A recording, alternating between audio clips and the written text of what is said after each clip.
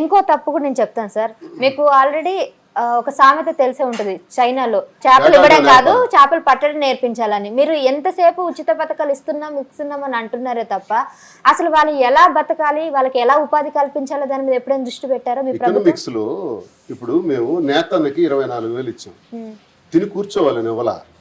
24,000 రూపాయలతో స్పిన్నింగ్ కి కావాల్సినటువంటి చిన్న చిన్న ఇన్స్ట్రుమెంట్ ఏమైనా కొనుక్కుంటాడు అని ఇచ్చాం.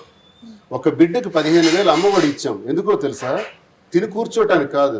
ఆ తల్లి ఆ బిడ్డకి స్కూల్కి పంపించేటప్పుడు పండగలకో లేకపోతే ఇంకో సందర్భంలోనో ఒక 2 బట్టలు కొనుక్కోవటానికి, లేకపోతే పుస్తకాలు కొనవటానికి, లేకపోతే ఇంకేదైనా ఆ బిడ్డకి అవసరమైనటువంటి అవసరాలు ఆ ఏడాదిలో తీర్చుకోవటానికి 15,000 రూపాయలు ఇచ్చారు. రైతు భరోసాకి 13,500 ఇచ్చింది. రైతు వ్యవసాయం మానేసి ఇంట్లో కూర్చొని కాదు, నీ వ్యవసాయానికి తోడుగా విత్తనాలు, ఎరువులు, పురుగు మందులు ఇస్తున్నాను. నువ్వు విత్తనాల సమయంలో అప్పుకి వెళుతున్నావు. 10,000 రూపాయలు 20,000 రూపాయలు ఎవరైనా అప్పిస్తే బాగా ఎదురు చూస్తున్నావు. నువ్వు అప్పు చేయకన్నా నేనున్నానన్నా అని చెప్పి 13,500 రూపాయలు ఆ వ్యవసాయానికి ఒక సపోర్ట్గా ఇస్తున్నాం తప్ప ఈ పథకాలు ఏ పథకం కూడా, జగనన్న ఇచ్చిన ఏ పథకం కూడా కూర్చొని ఇంట్లో కూర్చొని తినటానికి ఇవ్వలేదు. వాళ్ళు చేసే పనిలో ఒక మహిళ ఉంటారు. ప్రతి మహిళకి 20 సంవత్సరాల వయసులో పెళ్ళి అవుతుంది.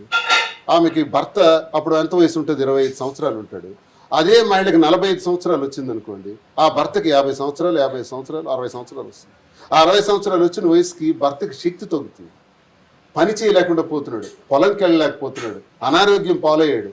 అప్పుడు ఆ భార్య కనిపిస్తుంది. 45 సంవత్సరాల వయసు వచ్చినటువంటి ఆ మహిళకి, నేను ఏదైనా వ్యాపారం చేస్తే బాగును, పిల్ల డిగ్రీ చదువుతున్నాడు, కూతురు పెళ్లి వయసుకు వచ్చింది, నేను ఏదైనా చేస్తే బాగున్నాను ఎదురు చూసే ఆ చెల్లమ్మకి నేను 18,750 రూపాయలు నీకు చేయూతనిస్తానక్క, నువ్వు ఏదైనా చిన్న వ్యాపారం చేసుకో, దుకాణం పెట్టుకో, ఓ బట్టల దుకాణం పెట్టుకో, లేకపోతే ఏదో ఖర్చు పెట్టి నువ్వు చిన్న వ్యాపారం చేసి నీ బిడ్డలు నువ్వు చదివించుకొని ఏడాదికి 18,750 రూపాయలు 45 సంవత్సరాలు దాటిన మహిళలకు ఎందుకు ఇచ్చాడో తెలుసా? ఆ టైంలోనే మహిళకు అవసరం వస్తుంది డబ్బు. ఆ టైంలోనే ఏదైనా వ్యాపారం చేయాలనుకుంటుంది ప్రతి మహిళ. ఆ టైంలోనే పిల్లలు పెద్దవాళ్ళు అవుతారు. అది గుర్తించిన మానవుడు భూమి మీద ఎవడైనా ఉన్నాడా ఎక్సెప్ట్ జగన్మోహన్ రెడ్డి? నేను జగన్మోహన్ రెడ్డి ఇచ్చిన ప్రతి పథకంలో కూడా ఒక ఆర్ద్రత, ఒక ఆవేశం, ఒక కష్టం. ఇది మీరు నేను చెబితే రాలా. 3,648 కిలోమీటర్ల పాదయాత్ర చేస్తే కోట్ల మంది మహిళల్ని, అక్కల్ని, చెల్లెమ్మల్ని కలిస్తే వాళ్ళు అతని చెవిలో చెప్పినటువంటి మాటలు.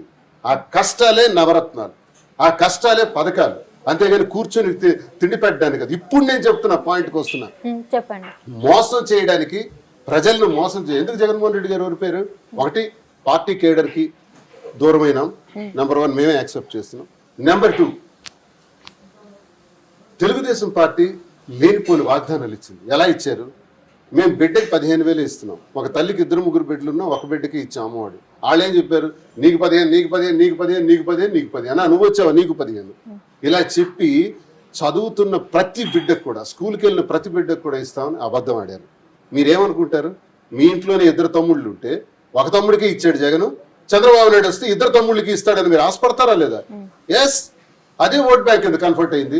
ఇంకో మాట కూడా చెప్పాడు, 18 సంవత్సరాలు దాటిన ప్రతి మహిళకి 59 సంవత్సరాల వరకు నేను 3,000 రూపాయలు ఇస్తానని చెప్పాడు. 3,000 కాదు, ఇస్తామని చెప్పాడు. ఒక్కడికైనా ఇచ్చాడా? ఆశపడ్డారే, ప్రతి మహిళ ఆశపడ్డారే. అలాగే రైతన్నకి జగన్మోహన్ రెడ్డి 13,500 ఇచ్చాడు, నేను 20,000 ఇస్తానని చెప్పాడు. నమ్మారు. మీలాంటి నిరుద్యోగులు 20 లక్షల మంది ఉన్నారు, వాళ్ళందరికి కూడా 3,000 రూపాయలు ఇస్తామని చెప్పాడు. నమ్మారు. అంటే జగన్ ఇచ్చిన పథకాలకు, చంద్రబాబు నాయుడు ఇచ్చిన వాగ్దానాలకు చాలా వేరియేషన్ కనబడుతుంది. ఇన్ని ప్రభుత్వ పథకాలు మాకు వస్తే జగన్ మంచోడే, బాగా చేశాడు, మా అన్న తమ్ముళ్ళలా చూసుకున్నాడు, కన్నబిడ్డలా చూసుకున్నాడు. కానీ చంద్రబాబు నాయుడు అంతకన్నా ఎక్కువ ఇస్తామంటున్నాడు కదా, అందరి పిల్లలకి ఇస్తామంటున్నాడు కదా, ఆయనకి గెలిపిద్దామని గెలిపించారు. ఆశపడ్డారు, నమ్మారు. నమ్మి గోతులో పడ్డారు. ఈ రోజు ప్రజలు ఇప్పుడు ఏమంటున్నారో తెలుసా? ఇదే కెమెరా పట్టుకొని జనంలోకి వెళ్ళండి. ఆంధ్రప్రదేశ్ లో తప్పు చేశాను, నా తమ్ముడిని ఓడించుకున్నాను, నా అన్నను ఓడించుకున్నాను, నా బిడ్డను ఓడించుకున్నాను, నష్టపోయాను. ఆ చంద్రబాబు నాయుడు దిక్కుమాలిన ప్రభుత్వాన్ని ఎన్నుకొని మేము నష్టపోయామని ప్రజలు ఇబ్బంది పడుతున్నారు, ఇప్పుడు బాధపడుతున్నారు. ఆ బాధను మీరు చూడండి ఒకసారి, వెళ్ళి ఆ బాధను చూడండి. ఇప్పుడు చెప్పు సార్. నేను ఎలక్షన్స్ టైంలో అంత సర్వే చేశాను, ప్రజల దగ్గరికి వెళ్ళి మాట్లాడిన సందర్భాలు ఉన్నాయి. ఒక ఆటో డ్రైవర్ని కలిసాను, వైజాగ్ లో బీచ్ లో చేపలు పట్టుకునే అతన్ని కలిసాను, అందరు చేశాను. ఎవరికి ఓటు వేస్తారంటే కెమెరా పెట్టకపోతే చెప్తానని అన్నారు. కెమెరా ముందు చెప్పడానికి వాళ్ళు భయపడారు. అంటే నేను వైసీపీకి వెయ్యను అని చెప్పడానికి వాళ్ళు అంత భయపడ్డారు. అంటే భయంతో అంత జనం అక్కడ ఉన్నారు. లేదు ముగ్గురు కాదండి, నేను చాలా ముగ్గురు కాదండి, నేను నిజంగా అంటే నిజంగా అక్కడ ఉన్న చాలా మంది దాదాపు ఎంత కాదండి ఒక 20-30 మందిని అయితే కలవడం జరిగింది. అలా ఎలా అంటే నేను యాజ్ ఎ జర్నలిస్ట్ గా చెప్తున్నాను, నేను వీళ్ళని జడ్జ్ చేయకూడదు, వాళ్ళని జడ్జ్ చేయకూడదు. ఇప్పుడు జనాలు ఇప్పుడు 7 నెలలు అయింది కదా, అంటే మీరు చెప్పండి, అంటే భయపడలేదు అంటారు అక్కడ జనాలు? సరేనమ్మా, సరే మేము ఓడిపోయాం అయిపోయింది, ఇప్పుడు వచ్చారు కదా వాళ్ళు, 7 నెలలు అయింది కదా, కనుక్కో సరే ఇప్పుడు చేయి సర్వే. ఇప్పుడు ఇలా వెళ్దాం కదా, మన ఇద్దరం మాకు పెడదాం, కనుక్కోండి. నేను వస్తాను. ఇప్పుడు ఏంటి చంద్రబాబు నాయుడు వచ్చిన తర్వాత చాలా హాయిగా ఉన్నాం అంటే నేను అలా అనట్లేదు. ఇప్పుడు 5 ఏళ్లలో డెవలప్మెంట్ అయితే లేదు కదా, గత 5 ఏళ్లలో డెవలప్మెంట్ లేదు. ఎన్ని మెడికల్ కాలేజీలు పెట్టారు, ఎన్ని పోర్టులు పెట్టారు, అవన్నీ డెవలప్మెంట్ కదా, మీకేం చూడు. కనిపించదు. ఒక నిమిషం, 4 పోర్టులు ఇచ్చారు, 4 సీ పోర్టులు ఇచ్చారు జగన్మోహన్ రెడ్డి గారు. ఒక్కో సీ పోర్ట్ టర్న్ ఓవర్ ఎంత ఉంటుందో తెలుసా? ఒక్కో సీ పోర్ట్ టర్న్ ఓవర్ ఎంత ఉంటుందో తెలుసా? 20,000 కోట్లు. అంటే 4 సీ పోర్టులు టర్న్ ఓవర్ ఎంత ఉంటుందో తెలుసా? నియర్ అబౌట్ 1 lakh crores, 1,00,000 కోట్లు ఉంటుంది. 1,00,000 కోట్లు ఉంటే మొత్తం ఎంతమంది పనిచేయొచ్చో తెలుసా? ఒక్కొక్క పోర్టుకి 40,000 మంది నిరుద్యోగులకు ఉద్యోగాలు ఇవ్వచ్చు. అంటే 40 నుంచి 50,000 బ్రతుకుతారు. మొత్తం ఎంతమంది బ్రతుకుతారో తెలుసా?